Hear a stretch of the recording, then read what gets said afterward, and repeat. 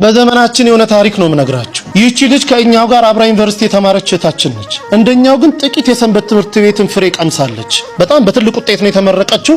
ስራ እንደምታገኝ እርግጠኛ ስለነበረች እናት አባቷን ከገጠር ይዛ መጣች። እዚህ እነሱን ጥዬ መምጣት አልችልም፣ አዲስ አበባ ኖራለሁ ብላ ከገጠር ይዛ መጣለች። ስራ ቢፈለግ የለም። 1 አመት ከ8 ወር ስራ ሲፈለግ አላገኘችም። ኋላ እፈልግሃለሁ ብላን እኔና አንድ ጓደኛዬ ስናወራ እንግዲህ 1 አመት ከ8 ወር ገመናዬን ደብቄ እናት አባቴን በቀንም 1 ቀን እየመገብኩ አኑሬያለሁ። የቤት ኪራይ መከራ ነው፣ ብዙ ነገር ጭንቅ ነው። እባካችሁ ጥቂት ገንዘብ አበድሩኝና ወደ አረብ ሀገር ተሰደዳለሁ አለች። ታይ ብንላት እምቢ አለች። ጥቂት ገንዘብ አዋጣንላት። ለሽልማት የተሰጣትን የአንገት ሐብል የእጇን ሁሉ ሸጣ ጉዞ ወደ አረብ ሀገር ትሄዳለች። 3 ወር እንኳን መስራት አልቻለችም። እግሮቿ ማበጥ ጀመሩ። ማበጥ ሲባል ዝም ብሎ ማበጥ አይደለም። በኢሞ ፎቶ ልካ ስናየው አንድ እግሯ በራሱ 3 ሰው ያነሳው መጠጡ። ሆስፒታል ስትመላለስ ቆይታለች።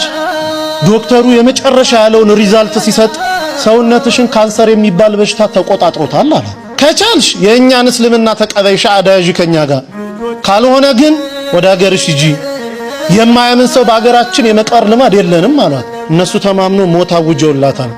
ዶክተሩ 2 ቀን ቀርቶሻል ብሏታል። እዚህ ደውላ እናትየው ጋር ስትነጋገር እናቴ ሆይ እኔ ባለሁበት ቦታ አክሱምም እያለሁ እዛም ገጠር እያለን ሲጨንቀኝ ስታመም ጸበል ቦታ ነበር መሄድ። አሁን ግን ባለሁበት ጸበል የለም። በአንቺ ማይፀን ውስጥ 9 ወር ከ6 ቀን ኖሬያለሁ። ያንቺ ስጋ ማለት የኔ ስጋ ነው። እባክሽ ሂጂና ተጠመቂልኝ አለቻት። የተልኮ ጥምቀት ማለት ይሄ ነው። ሂጂና ተጠመቂልኝ፣ በአንቺ ስጋ እመቤቴ እኔን አጥምቃት ትፈውሰኛለች፣ አምናታለሁ፣ ሂጂ አለች። ለካ እናትየው እግራቸውን ያማቸዋል። እሳቸውም ጳጉሜ 1 2 3 2013 ዓመተ ምህረት ልደታ ታውቁታላችሁ ያስባለሁ ሜክሲኮ። ልክ ሲገቡ እዛ በስመ አብ ወወልድ ወመንፈስ ቅዱስ አሐዱ አምላክ አሜን፣ ይቺ ጥምቀት የኔ ጥምቀት አይደለችም፣ ልጄ ባለችበት ቦታ አጥምቂልኝ ትላለች እናት እየገባች። ተጠምቀው ሲወጡ 3 ቀን ነው ተጠምቀው የወጡት። ደውልልኝ አሉ ዶክተሩ። 2 ቀን ቀርቶሻል ብሏል። እናትየው 3 ቀን የተጠመቁት።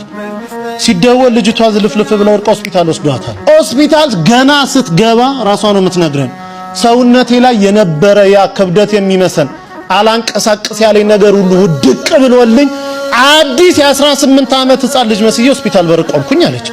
ይሄ ከአእምሮ በላይ ነው። ዶክተሩ እንዴት ሆንሽ ይላታል። አላውቅም ትሏለች። አሃ አንቺም ካላውቅሽ እኔ ምን አውቃለሁ ይላታል ዶክተር።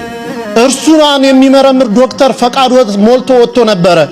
ከሄደበት ቦታ የ6 ሰዓት መንገድ መርቶ ተመልሶ ሕክምና ገባ። ልጅቷን አምጡ ይላል። ይሄው እኔ ነኝ ትላለች። እባክሽ አትቀልጂብኝ፣ ልሰራ ነው ያለሁት። እኔ ልጅቷን አውቃታለሁ፣ ኪሎዋ ይሄን ያለው፣ ደሟ እንዲህ ነው። አንቺ ደግሞ ሳይሽ አዲስ ህፃን ልጅ ነው የምትመስዪው፣ ልጅቷን አምጪ አላት። አይ እኔ ድኜ ነው አለች። እንዴት ሆኖ? ተጠምቄ። ከየት አምጥተሽ ጸበል? አረብ ሀገር አይደለም ወይ ያለሽው? ከየት አመጣሽ? አይ እናቴ ተጠምቃለች።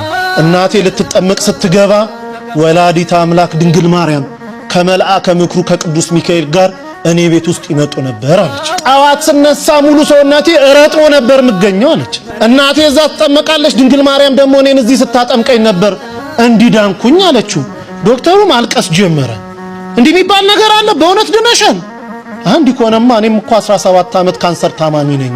በቀን 2 ኪኒንና 3 መርፌ እየተወጋው ነው 17 ዓመት የገፋሁት። እባክሽ ሀገርሽ ሰጂኝ፣ አንቺ ምትያት ሴት ካለች እኔንም ታጥምቀኝ አለ። ያው እንግዲህ ታውቃላችሁ እሷ መምጣት አትችልም። እዚህ ደውላ ከኛ ጋር አገናኘችው። ሰውዬው እዚህ የገባው ሐሙስ 10 ሰዓት ላይ ነው ማታ። አሁን ወስዳችሁ ካላጠመቃችሁኝ አለ። ብንለው ብንሰራው በፍጹም። በኋላ ተደውሎ በአረበኛ የሆነ ነገር አለችው። ተረጋጋ። ለሊት 9 ሰዓት ላይ ተነስቶ ውሰዱኝ አለ። ስንሄድ ቤቱ ተዘግቷል። ገና በር ላይ ካህኑ እየከፈቱ ነው። አብሮ ገባ። ንባባቱን ደሞ ዕጣኑን አንድ ላይ ተደርጎ ውስጥ ከሰማ በኋላ መጀመሪያ ተጠማቂ ሆኖ ገባ። እንደገባ መጮን ይጀምራል። ሲወጣ ሆስፒታል ውሰዱኝ አለ። ኧረ እባክህ እንደው ቢያንስ 1 ሱባኤ ሳምንት ተጠመቅ። በፍጹም። ከዛች ሴት ጋር ሳወራ እኔ ቤት ውስጥ ይሸተኝ የነበረው ሽታ አሁን እዚህ ቦታ ሸቶኛል። እሷ ስታወራ ሁሌ የሚመጣው ሽታ እኔ ጋር አለ።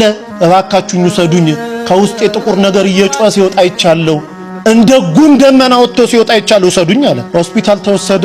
ምርመራውን ጠበቀን። ሲመጣ ካንሰር የሚባል የለብህም ተባለ። አላምንም ኢትዮጵያውያንን አለ። ዶክተሮቻቸው እንዴት ናቸው? 17 ዓመት የተያዝኩትን እንዴት የለም ትሉኛላችሁ አለ። አይ አገሬ ሄጄ ይመረመራሉ። ሄዶ ሲመረመር የለብህም ተባለ። አሁን ግብጽ ቤተክርስቲያን እዛው ተጠምቆ ሚስቱም 3 ልጆቹን ተጠምቀው ያገለግላሉ።